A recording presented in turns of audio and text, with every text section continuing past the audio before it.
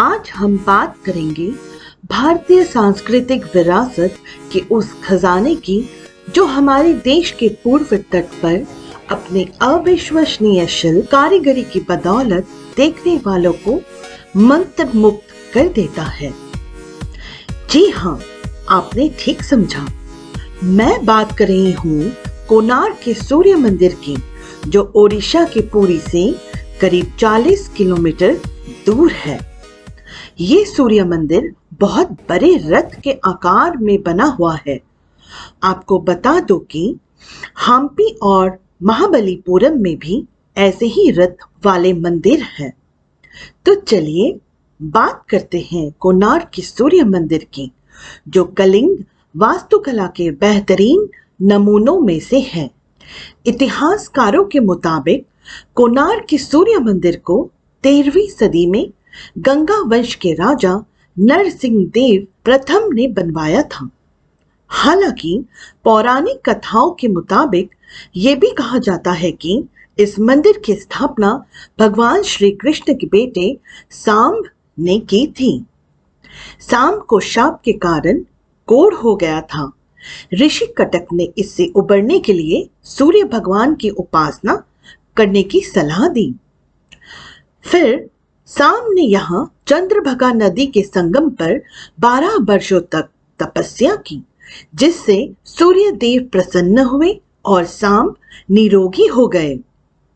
इसके बाद उन्होंने सूर्य भगवान यानी आर्क का ये मंदिर एक खास कोण पर बनवाया। अपने भीतर तमाम तरह के रहस्य को समेटे हुए इस मंदिर का निर्माण कुछ ऐसे किया गया है जैसे एक रथ के दोनों ओर 12 पहिए लगे हों। कुछ जानकार इन 24 पहियों को 24 घंटों का प्रतीक मानते हैं, तो अन्य इन्हें 12 महीनों का प्रतीक बताते हैं। रथ के इन पहियों को आप 10 रुपए के नोट पर भी देख सकते हैं।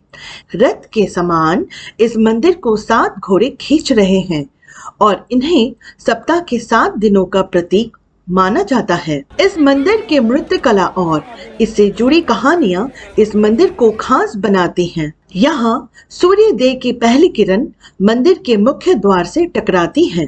सूर्य मंदिर में सूर्य देव की 3 खूबसूरत मूर्तियां बनाई गई हैं और तीनों ऐसी जगह पर लगाई गई है कि एक से उगता हुआ सूरज देखा जा सकता है, तो दूसरे से दोपहर का सूरज और तीसरे से ढलता हुआ सूरज देखा जा सकता है। समुद्री यात्रा करने वाले लोग एक समय में इसे ब्लैक पगोडा कहते थे, क्योंकि ऐसा माना जाता था कि ये जहाजों के किनारों की ओर आकर्षित करता है और उनको नष्ट कर देता है। मंदिर के निचले हिस्से और इसके दीवारों पर बनी कलाकृतियों में रोजमर्रा की गतिविधियां देखी जा सकती हैं। खूबसूरती से तराशी गई इस मंदिर की कलाकृतियां हैरान करती हैं। पत्थरों पर तराशी गई इंसानों के अलावा यहाँ देवताओं, गंधर्वों, किन्नरों, जीव जंतुओं, पक्षियों के साथ ही फल फूल और कई ज्योमेट्रिकल फिगर्स की नक्काशी भी की गई है। मंदिर की मुख्य द्वार पर दोनों ओर बड़ी मूर्तियां में एक सिंह हाथी को दबोचे हुए हैं, तो हाथी इंसान को मार रहा है। यहाँ सिंह अभिमान का प्रतीक है तो हाथी धन का, और ये दिखता है कि कैसे ये दोनों चीजें इंसान को नष्ट कर सकती हैं। प्रवेश द्वार पर नट मंदिर है। ये वो स्थान है जहां मंदिर की नर्तकियां सूर्य देव को अर्पण करने के लिए नृत्य करती थीं। सूर्य मंदिर की दक्षिणी हिस्से में युद्ध के घोड़े की 2 खूबसूरत मूर्तियां हैं। 7 फीट ऊंचे और 10 फीट चौड़े ये घोड़े ताकत और ऊर्जा का प्रतीक है। इन्हें एक योद्धा को कुचलते हुए दिखाया गया है। ये मूर्ति ओडिशा सरकार का भी चिन्ह है। सूर्य मंदिर के परिसर में 22 मंदिर है। इनमें से एक मंदिर सूर्य देव की पत्नी छाया देवी का है। हालांकि अब यह मंदिर खंडहर में बदल चुका है, लेकिन इसकी नक्काशियों से प्रतीत होता है कि यह बहुत भव्य रहा होगा। छाया देवी मंदिर में खूबसूरत कलाकृतियां देखी जा सकती हैं। इनमें सबसे सुंदर एक औरत की मूर्ति है जो अपने पति का इंतजार कर रही है। यहाँ एक मगरमच्छ की मूर्ति भी है जिसने मुंह में मछली दबाई हुई है। चलिए अब बात करते हैं उस कारण के बारे में जिसकी वजह से इस मंदिर के भीतर आप नहीं जा सकते।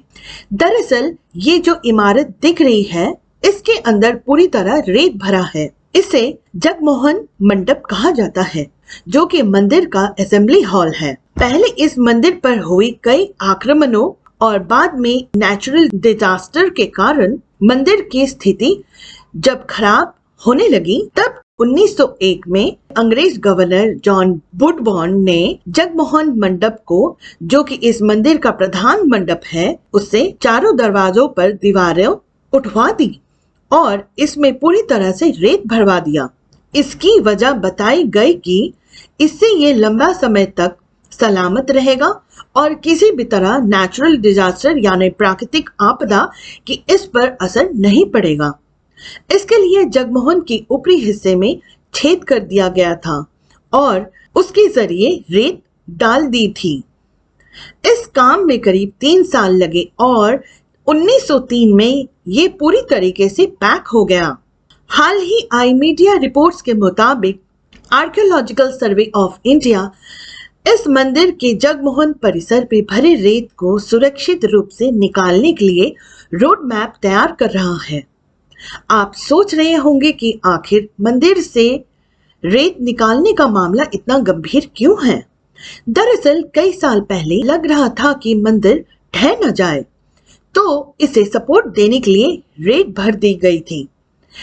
अब जब रेत निकालने की बात हो रही है तो इस सपोर्ट को हटाकर मंदिर के जगमोहन मंडप को कैसे सुरक्षित रखा जाएगा, ये चिंता इस मामले को बेहद गंभीर बनाती है। पुरातत्व विभाग के कोणार्क के सूर्य मंदिर की ऊंचाई लगभग 227 फीट होने का अनुमान लगाया है, यानी ये देश के सबसे ऊंचे मंदिरों में से एक है। वैसे मंदिर की यह ऊंचाई अब देखी नहीं जा सकती क्योंकि गर्भगृह से सटा केवल जगमोहन मंडप ही बचा है। गर्भगृह लगभग ध्वस्त हो चुका है। हाँ, प्रवेश द्वार के साथ जो पहली संरचना दिखती है वो भी खड़ी है, लेकिन इस पर छत नहीं है। ये नाट्य मंदिर है। रहस्य ये भी है कि मध्यकालीन ओडिशा का अन्य कई मंदिर इस तरह से खंडहर नहीं है जिस तरह से कोणार्क का ये सूर्य मंदिर हो गया है, जबकि 7वीं से 13वीं शताब्दी के दौरान ये सब के बाद में बनवाया गया था। इसके कहीं पहले पुरी के जगन्नाथ मंदिर और भुवनेश्वर में लिंगराज मंदिर बनाए गए थे, जो आज भी बेहद मजबूती से खड़े हैं। कोणार्क सूर्य मंदिर का अधिकांश भाग खंडहर हो चला है। हालांकि 1984 में इसे यूनेस्को की विश्व धरोहरों की सूची में शामिल किया गया और इसके संरक्षण पर बहुत जोर दिया जा रहा है। विश्व धरोहर या विश्व विरासत संयुक्त राष्ट्र की सांस्कृतिक संस्था यूनेस्को की वो सूची है जिसमें हर साल नई इमारतों और जगह को उनके संरक्षण के लिए जोड़ा जाता है। भारत सरकार के संस्कृति मंत्रालय के वेबसाइट के मुताबिक मौसम की मार और प्रदूषण को झेलने के अलावा कोणार्क इस सूर्य मंदिर को यहाँ बहने वाली हवा से भी नुकसान होता है। दरअसल समुद्र तट यहाँ से बहुत पास है। यहाँ हवा में बहुत नमी है और वो समुद्र तट के पास होने की वजह से बहुत नमकीन है। नमक की वजह से यहाँ हवा चिपचिपी है और ये इस धरोहर को भी नुकसान पहुंचा रही है। हालांकि सूर्य मंदिर की सीमा 200 मीटर दूर तक किसी भी ऐसे काम करने पर पूरी तरह से मना है जिससे इस विश्व धरोहर को नुकसान पहुंचा सकता है। अंत में मैं ये कहना चाहूंगी कि अगर आप अभी तक यहाँ आने का समय नहीं निकाल पाए हो तो जरूर कोशिश करें। 13वीं सदी की इस अद्भुत कारीगरी का अत्यंत सुंदर नमूने की भव्यता को निहारने के लिए यहाँ जरूर आए।